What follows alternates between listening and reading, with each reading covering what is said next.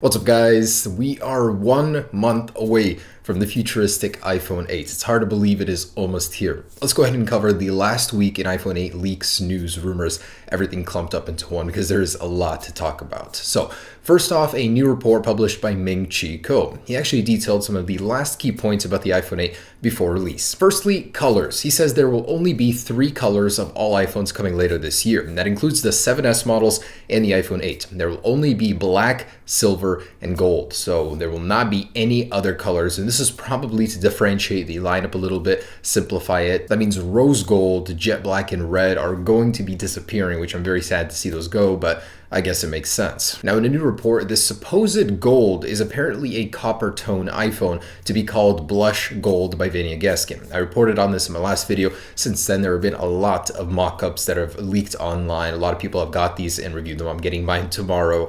And this new color is actually very good looking. It seems to be a new trend in modern smartphones. So more of a copperish color, blush gold. It might not be that name. He says it's improperly translated, possibly, but that's the best explanation of that color. And good news for the launch. So Ming-Chi Kuo was saying that mass production is happening a month earlier than previously anticipated because of several developments. That means that the actual release of the iPhone 8 will be happening sooner and will not be delayed until November like previously thought. So they will be launching the iPhone 8 alongside the 7S in September, but there will only be 2 to 4 million units at launch. So before the end of the year, good luck getting one. If you are going to get one, it's very likely either you're extremely lucky or paying much more than retail. And about these dummy units, everyone seems to have one. They are leaking like wildfire. Everyone's grabbing one, and they're showing up in 3 basic colors, of course, with glass backs on all models, confirming or adding more evidence to the pile that the iPhone 7S and 7S Plus will be getting wireless charging as well. Now, what will the next iPhone lineup be called? There's a lot of confusion,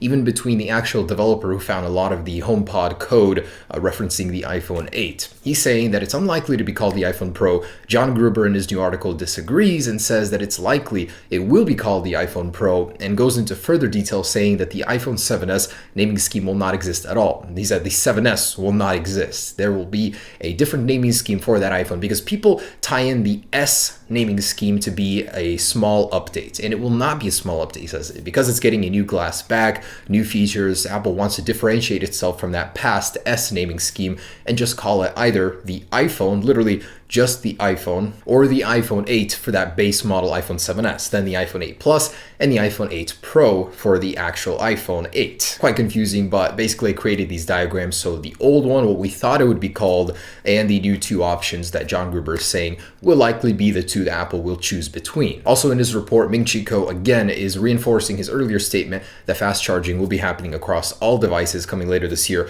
but the actual cube, the power adapter to make fast charging happen, will not be sold in the box. You'll have to buy that separately. And here's an actual case render that leaked, high quality, showing the iPhone 8 and that sensor bar in very, very close-up detail. I love it. I love the UIG cases in general. They're one of my favorite brands personally, but for them to release this gives further and further credibility to this design because this is a pretty reputable case company. Just a little tidbit. So remember the actual glyph, the icon of the iPhone leaked in the Apple HomePod firmware? Well, this is the actual animation that it belongs to. Quite interesting that this was shared by that developer, and this is some sort of Face ID unlock animation, possibly gesturing for you to go ahead and lift that phone up and unlock it with your face. Kind of cool. Just thought I'd share that one with you. And there is mounting evidence stacking up that Face ID will support Apple ID payments. So further code actually found some error messages where Face ID payment was not authenticated, and this was shared by the developer, just adding more and more evidence that Face ID will eventually replace Touch ID, or is going to with the iPhone 8 as a payment system. And some more code found within the HomePod firmware suggests that Face ID will work while it's lying down on a table. So your iPhone can be laying flat, you can be sitting in front of it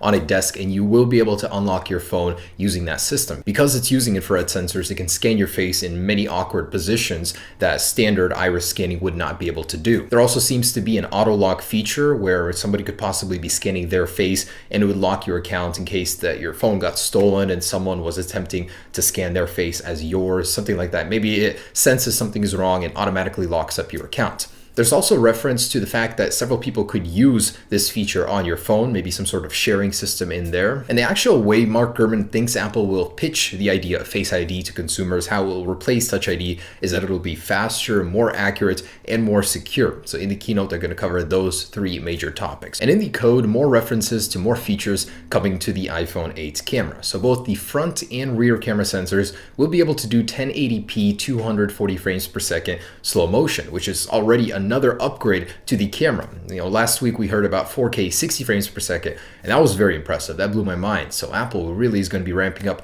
those camera features. There's also references in there to rear Pearl ID, so some sort of authentication with the rear camera. There's also modern HDR and multi-biometrics, whatever that means. And there are some more leaks that are confusing the design of the iPhone 8. Apparently from a Foxconn insider showing a actual tray of iPhone 8 models with the fingerprint sensor on back, slightly different design, not glass backs. Basically everything that we've heard was wrong based on this. Honestly, could be an attempt by Apple to muddle the waters here to make things more unclear, but I think it's going to take a lot more than this based on the HomePod leak. There's also some instructional booklets here showcase this same design with fingerprint sensor on the back and a square display. Ugly. Really hoping this is fake. Vinny, I guess, can sure thinks so. So just wanted you guys to know those are out there as well. And the actual top layer of the glass for the iPhone 8 has leaked as well. Don't know about the authenticity of this one, but it does show in closer detail what the actual cutouts will be for, and it's very interesting. So Face ID, the facial recognition system, will require 3 additional sensors, with the old proximity sensor and light sensor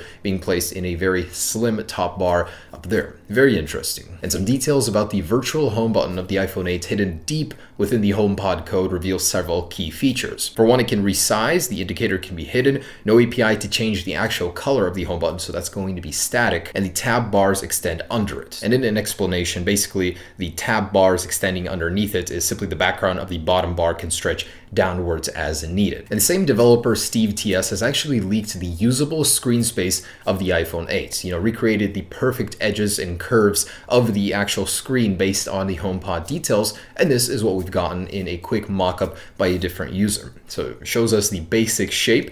Now with this, a lot of developers have taken the liberty of creating apps, implementing how the iPhone 8 will actually work, and it's very interesting to see their work. Here's an actual live demo from one user that would explain how the curved display would work, how launching it with the virtual home button would work, and it looks very, very interesting, very good, very fluid. I love how everything ties in with the curved corners. It flows very, very well. I think it's a beautiful concept, and many developers have actually shown how full screen apps that we currently use would look like on the iPhone 8 based on the leaked screen estate itself, and it looks pretty good. The home button itself is very tiny, but it wouldn't need to be big. That's the thing. The actual screen size of the iPhone 8 is not going to be very big. This is an actual mock-up compared to the iPhone 7 right now, and you get a very slim amount on top of what the iPhone 7's was, which is not much at all. The other room is taken up by the virtual home button function area, and the other part with the status bar itself. And an actual prediction from Steve TS, this is not backed by any code leak or anything like that, but Apple could actually match the top status bar area with the bottom to create a symmetry in the iOS experience for the iPhone 8. Because it's going to be off, they might as well compensate on the bottom